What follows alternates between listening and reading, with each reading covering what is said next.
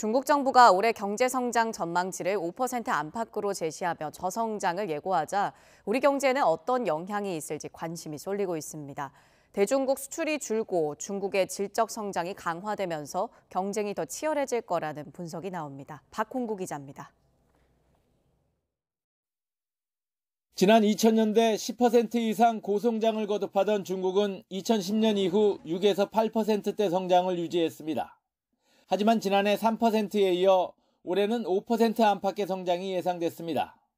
중국 정부는 지난 2020년 2.2% 성장 이후 이듬해 8.4%로 급등한 기저효과를 기대하지 않는 모습입니다. 중국의 성장 둔화는 한국의 수출 감소로 이어질 것으로 보입니다.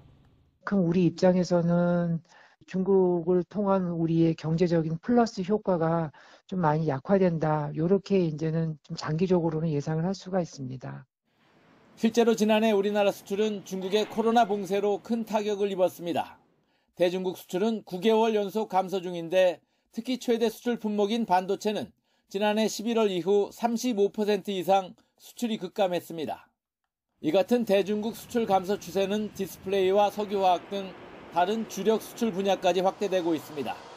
중국 경제가 양적 성장에서 질적 성장으로 전환해 가고 있다는 분석이 나오고 있습니다.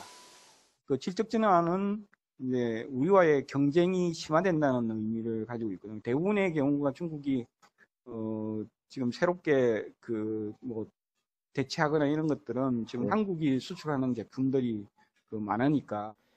이에 따라 그동안 중국의 중간재를 수출해 현지 공장에서 완제품을 만들어 세계에 수출하던 우리의 성장 공식을 재검토해야 할 시점이 됐습니다.